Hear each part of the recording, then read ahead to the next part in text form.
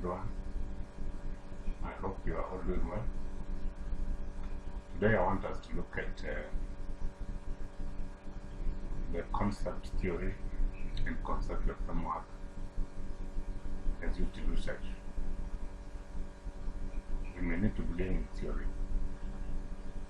I wish to state that theory can be generally understood as a framework that is used by issues within society.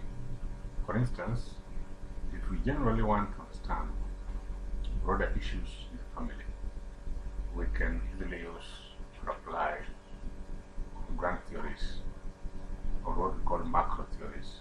But when we want to understand a particular issue within the family, for instance, violence in the family, then we may apply micro issues. Now, with regard to research, every research is required to apply theory, and the application of theory in research is guided by 1. The study objectives, and 2. the area of study. While it is not a rule that researchers have to use more than one theory, but it is, however, advisable that the number of theories a researcher decides to use are those that adequately corresponds to the issues that researcher seeks to answer in all the research objectives. That way, therefore, if in your analysis of the theory that you have at hand, you notice that that theory can only address issues that concerns you in objective 1 and 2, then it is advisable that you apply another theory to respond to the issues that maybe you have in objective 3 and 4.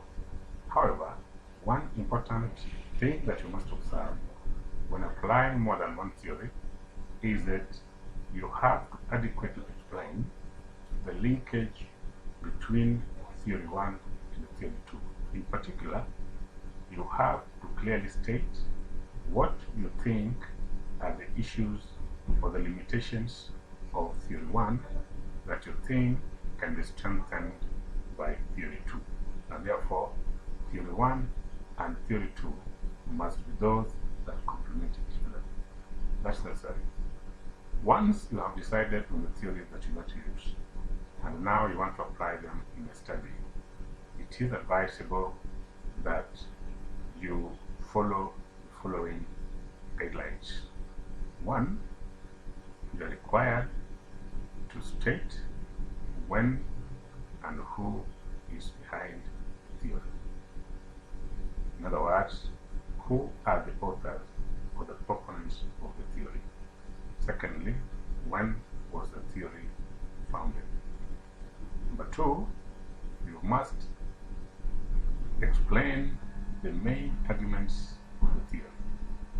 For instance, what are the main propositions that the theory puts forward? They could be 1, 2, or 3. Once you have informed us about what the propositions of the theory are, the next step that you need to engage in is now apply those theories to a study. Read carefully each of the propositions and then explain how that proposition addresses the issues that you seek to find out in your objectives. Once you have done that, then you're also required to identify possible weaknesses or criticisms that other scholars or other studies have highlighted about the theory, and then try to address those criticisms so that they may not come out as points of weaknesses in your study. Once you have that, then you're going to go. With regard to conceptual framework, it is required first that you explain what a conceptual framework is, and then secondly, try to show the relationship between the various variables in your study. Perhaps we need to begin by what we mean by conceptual framework. Conceptual framework generally refers to the mental construct a researcher has with regard to how he or she perceives the various variables in the study will relate to each other. When we talk of variables, we simply mean items or issues that do not have a fixed value. They vary. That's the meaning of variable. For instance, age is a variable, income is a variable, gender is a variable,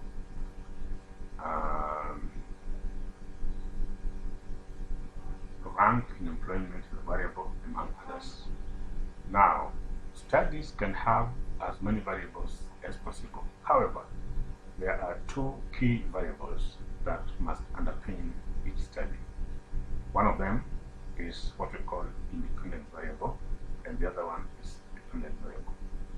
Independent variable refers to a variable that affects other variables.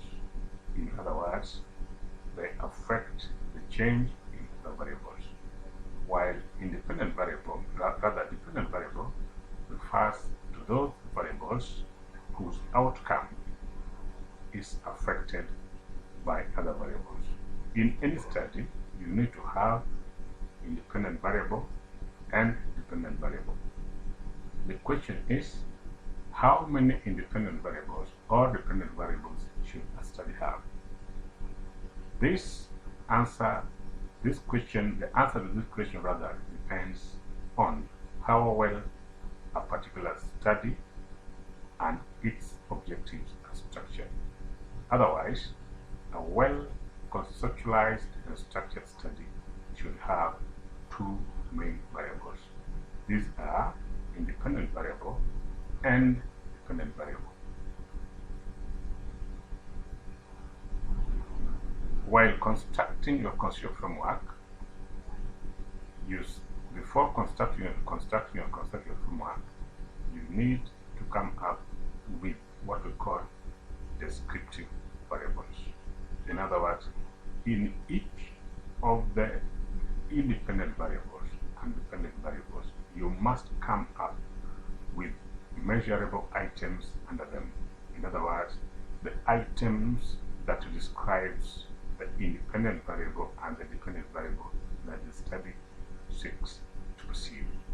For instance, assuming I'm interested at investigating the influence of level of education on remuneration. In this case, level of education determines the remuneration, and remuneration depends on one's level of education. So in this case, level of education is our independent variable, and income or remuneration is our dependent variable. Level of education, we can categorize it into its constituent parts, starting either from the lowest or from the highest. Assuming we start with the highest, then we can say that any individual can acquire different levels of education, and these are, it could be university level of education, it could be college level of education, it could be second level of education, it could be primary level of education, or the individual might not have attended any formal education, and therefore it is no formal education. So the various level of education that we have outlined in our case are now what we call the descriptive variables.